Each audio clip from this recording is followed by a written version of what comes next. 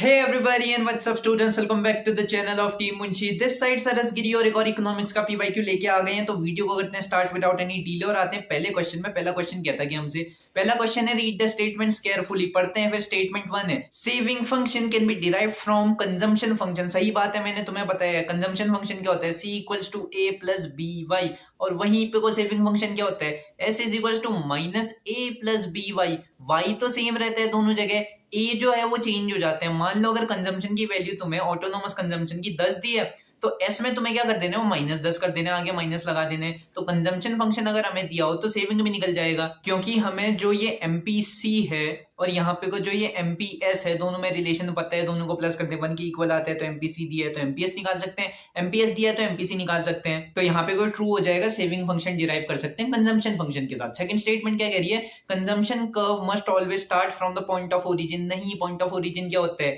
ये ग्राफ है, ये जीरो पॉइंट जो होते हैं उसको ओरिजिन कहते हैं। लेकिन हमें पता है जब हमारी इनकम जीरो हो तब भी कंजम्पशन ऊपर से स्टार्ट होगा। एक बेसिक लेवल ऑफ कंजम्पशन तो हम करेंगे भले ही उधार मांग के करें। तो इसका करेक्ट आंसर होगा statement 1 is true and 2 is false, option number A. और आगे बढ़ते हैं सेकंड क्वेश्चन में। सेकंड क्वेश्चन ये रहा, कीपिंग अदर फैक्टर्स कांस्टेंट। ये चीज दिमाग में रखनी है, सारे फैक्टर क्या हैं, कांस्टेंट है। If the price of crude oil falls in the international market it may lead to dash increase in trade deficit, decrease in trade deficit, no change in trade deficit और no change in foreign exchange reserve. इसका correct answer होना चाहिए B, decrease in trade deficit. ऐसा क्यों, यहाँ पे को बोल रखा है अदर फैक्टर्स कांस्टेंट। बच्चे क्या सोचते हैं पता है, प्राइस अगर गिर रखा है ऑयल का, हम ज्यादा से ज्यादा इंपोर्ट करेंगे अपनी कंट्री में, इंपोर्ट ज्यादा करेंगे तो इंपोर्ट हमारा ज्यादा होगा और एक्सपोर्ट की वैल्यू हो जाएगी कम, जिससे क्या होगा, डेफिसिट होगा, यानी डेफिसिट बढ़ेगा हमारा। तो करेंगे जल्दी से इंक्रीज इन ट्रेड डेफिसिट, जो कि गलत हो जाएगा, क्योंकि यहाँ पे पहले ही दे रखे हैं फैक्टर्स क्या हैं, कांस्टेंट हैं। पहले भी हम जितना तेल मंगा रहे थे अभी भी उतना ही मंगा रहे हैं, हम ये मानेंगे।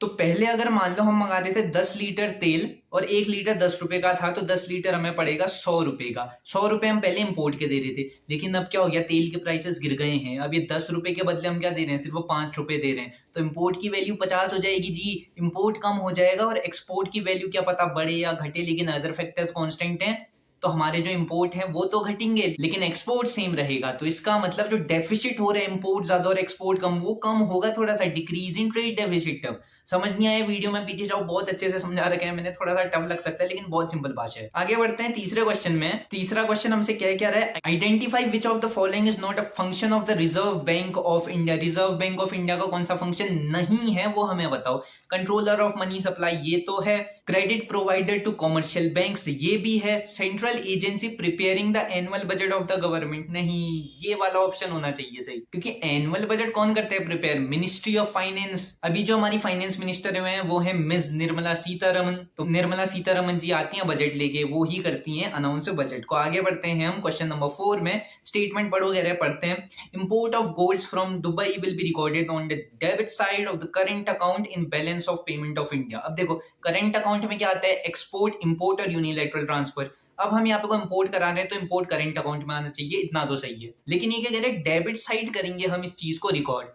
अब तुम याद करो, पैसा जब बाहर को जाए, पैसा यानी माइनस हो तब डेबिट करते हैं, और क्रेडिट साइड में पैसा जब आए हमारे पास तब प्लस करते हैं। अब जब हम गोल्ड खरीदेंगे पैसा बाहर को जाएगा, इसका मतलब डेबिट साइड में रिकॉर्ड होगा। तो स्टेटमेंट 1 तो सही है। सेकंड स्टेटमेंट क्या है, outflow of foreign institutional investment, जिसको हम फॉरेन पोर्टफोलियो इन्वेस्टमेंट भी कहते हैं, from Indian stock market will be recorded on the credit side of the capital account. नहीं, कैपिटल अकाउंट में तो होगा रिकॉर्ड, लेकिन क्रेडिट साइड नहीं होगा, क्योंकि क्रेडिट साइड हम लिखते हैं प्लस में। अगर आउटफ्लो हो रहा है फॉरेन इंस्टीट्यूशनल इन्वेस्टमेंट का पैसा, मतलब आउट को जाएगा, बाहर को जाएगा, फ्लो बाहर को हो रहा है, तो उसको हम डेबिट साइड में रिकॉर्ड करेंगे। तो स्टेटमेंट 2 गलत हो गया, करेक्ट आंसर होना चाहिए 1 is true 2 is false। आगे बढ़ते हैं नेक्स्ट क्वेश्चन में, जो है हमारा रीड द स्टेटमेंट केयरफुली, दोबारा पढ़ते हैं। Statement 1, stock variable are measured at a particular point of time. सही बात है, मैंने तुम्हें बताया था एक स्पेसिफिक पॉइंट ऑफ टाइम में जो चीज को मेजर करा जाता है, कोई भी वेरिएबल हो, उसे स्टॉक कहेंगे, और स्टॉक कभी भी चेंज नहीं होगा। एक बार हमने कह दिया कि 12:11 में तुम्हारे पास 10 रुपए हैं,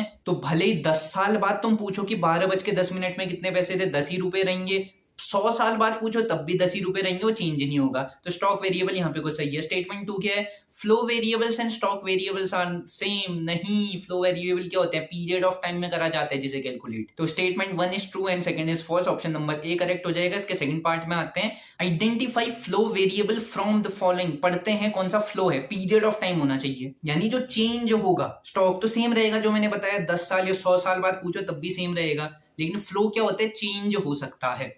distance between Delhi and Amritsar, Delhi और अमृतसर के बीच का डिस्टेंस जो है वो तो हमेशा ही सेम रहेगा, चेंज थोड़ी हो जाएगा। तो ये तो नहीं होना चाहिए फ्लो वेरिएबल। सेकंड क्या है? Annual expenditure of the school. हाँ, एनुअल एक्सपेंडिचर चेंज हो सकते हैं, और एनुअल की बात करिए तो पूरे साल की बात हो रही है, मतलब एक पूरे पीरियड की, तो ये फ्लो होगा। सी और डी भी पढ़ देता हूं तुम्हारे लिए ताकि तुम्हें समझ आए। Bank balance of mister Mukesh, एक पर्टिकुलर डेट दे दी गई है। पर्टिकुलर डेट अगर दी हो, स्टॉक कहते हैं हम, पॉइंट ऑफ टाइम है जो, यहाँ पे कोई पर्टिकुलर डेट दी गई है तो ये भी स्टॉक हो जाएगा। अगला आते हैं 6th question. If in an economy the value of investment multiplier is 5 and this savings are -100 crore, the relevant savings at income level of, ये इनकम दे रखी है हमें यानी y, तो हमसे कह रहे हैं सेविंग कितनी होगी, सेविंग बताओ। तो हम सेविंग फंक्शन यूज करके सेविंग निकाल सकते हैं। सेविंग फंक्शन क्या होता है? s is equals to -a plus by। Minus a हमें दे रखा है जो है -100 करोड़, दिस सेविंग भी कहते हैं जिसे हम। बी क्या होता है? एमपीएस, ये भी बताऊंगा कैसे निकालेंगे। वाई क्या होती है? इनकम, इनकम दे दी गई है। अब बात करते हैं एमपीएस कैसे निकलेगा। ये है एमपीएस। एमपीएस का एक फॉर्मूला होता है, अगर हम इन्वेस्टमेंट मल्टीप्लायर के पर्सपेक्टिव से देखें। इन्वेस्टमेंट मल्टीप्लायर को हम शॉर्ट में के कहते हैं, तो K is equal to 1 divided by MPS, ये होता है फॉर्मूला। तो के की वैल्यू हमें कितनी दी है? 5, डाल दो value, is equal to 1 divided by MPS. MPS को वहां भेजेंगे, 5 को यहाँ वैल्यू कर दी स्वैप, तो एमपीएस की वैल्यू आएगी 1 डिवाइडेड बाई 5, जिसको हम कहते हैं 0.20। तो 0.20 हमारी एमपीएस की वैल्यू आ गई। माइनस ए हमें दे रखे हैं -100, माइनस का 100 plus 0.20 multiply by 1400।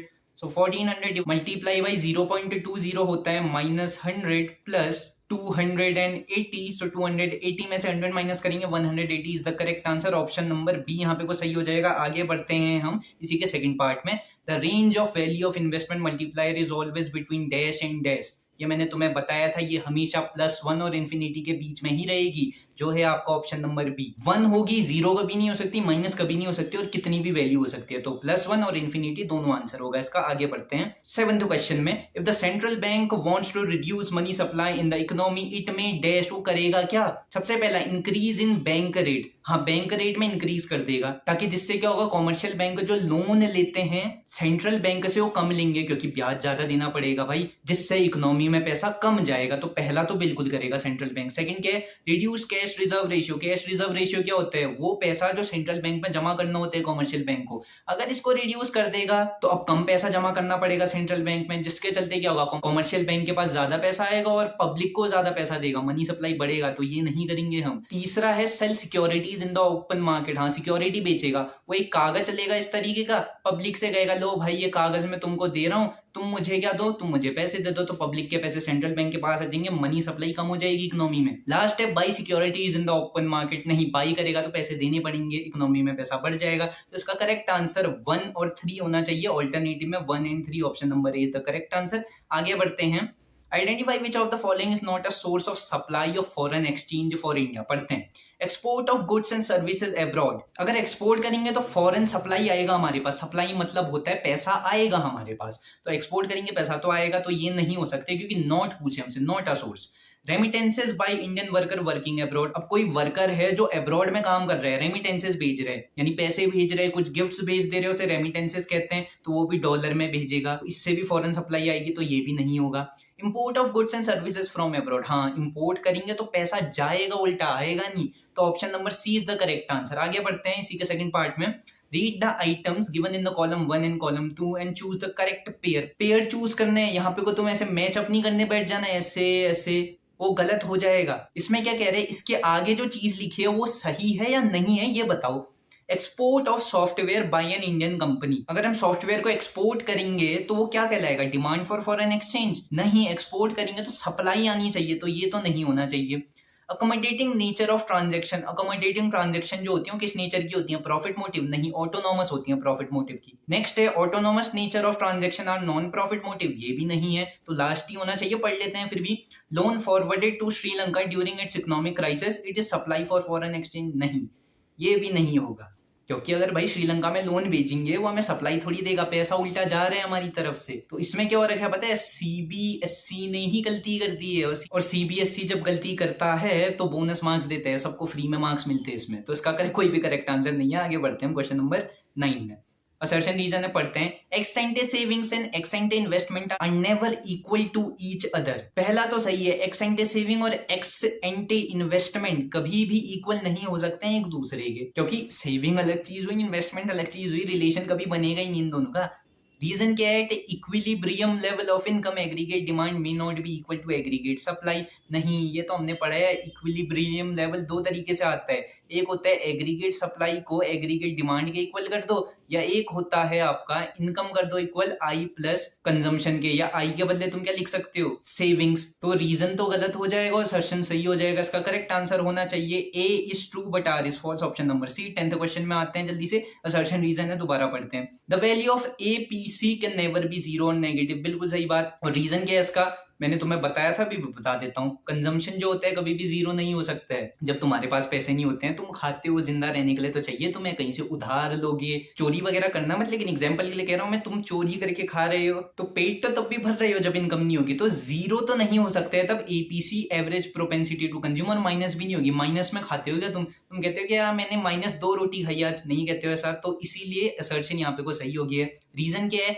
Average propensity to consume is independent of the level of income, नहीं, ये गलत है। Independent of the level of income, इसका मतलब अगर इनकम बढ़ रही है तो कंजम्पशन में कोई फर्क नहीं पड़ेगा, उसको फर्क ही नहीं पड़ेगा इनकम बढ़ रही है या घट रही है, या इनकम में क्या चेंज आ रहा है, ऐसा नहीं होता। हमने पढ़े इनकम बढ़ेगी तो कंजम्पशन भी बढ़ेगा, इनकम घटेगी तो कंजम्पशन भी घटेगा, तो रीजन गलत है। इसका करेक्ट आंसर हो जाएगा A is true and R is false. और आगे के जितने भी क्वेश्चन है वो तुम खुद सॉल्व करोगे। इस पीवाईक्यू की लिंक दे दूंगा मैं डिस्क्रिप्शन में, अलॉन्ग विद द आंसर की, जो हमने कल पीवाईक्यू करा था उसकी, और इसकी आंसर की भी आज ही के डिस्क्रिप्शन में दे दूंगा, क्योंकि कल तुम्हारा एग्जाम है। तो एग्जाम के लिए ऑल द बेस्ट, मुझे पता है तुम अच्छे मार्क्स लाने वाले हो। और वीडियो पसंद आई तो लाइक करो, शेयर करो, सब्सक्राइब करो, और हाँ, अपने दोस्तों को रिकमेंड भी कर दो, उनके भी अच्छे मार्क्स आएंगे।